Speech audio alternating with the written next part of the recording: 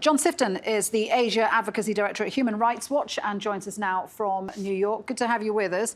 So with the Taliban back in control, John, what are your immediate concerns for the people of Afghanistan? Well, the immediate concern is the evacuation of Kabul and the safe passage of people who are trying to flee over borders. Many people are at risk from the Taliban, people who worked previously for the government, people who worked as journalists, ethnic Hazara, Shia people. A lot of people trying to get out of the country right now who need to escape and need governments to help them, whether that means visas or other documents, or taking part in the evacuation by sending military planes to help if and when the United States is able to resume the airlift out of Kabul airport. That's the immediate concern. But once the dust settles, there are a lot of concerns about the Taliban's leadership. And while there may be peace in the sense of an absence of armed conflict, there certainly isn't going to be pluralism or democracy. This is not a government which is particularly interested in that form of government. And there are going to be some serious concerns about the many ethnic communities that aren't Pashtun, like the Taliban.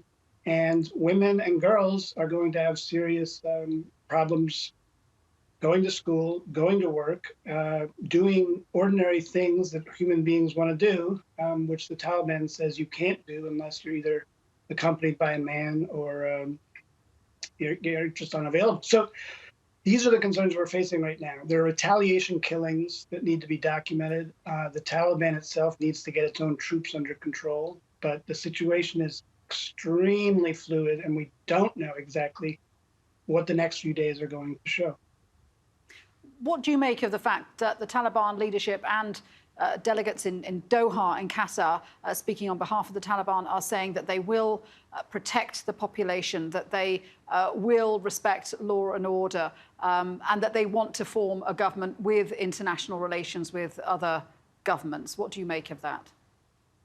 Well, from one perspective, it's promising, but from the other perspective, we know who the Taliban are. We know how they ruled before. We know how they've changed, but how they haven't changed.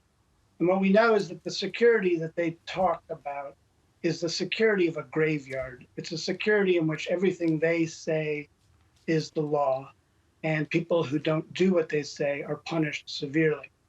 Now, that may be a welcome relief after many years of armed conflict in which thousands and thousands of people died. For ordinary people who want to live their lives with some kind of dignity and freedom, it's an entirely different thing altogether. And despite the issues about protecting ordinary Afghans, we do have concerns that those who worked for the previous government, whether in a military or civilian capacity, those who promoted Western, what the Taliban calls Western democracy and human rights standards, are going to be targeted. They're going to be targeted for retaliation and possibly prosecution and possibly death. And so no matter how much the Taliban can talk about protecting the people of Afghanistan in the abstract, there are very serious concerns about particular at-risk communities. John, thank you. John Sifton there.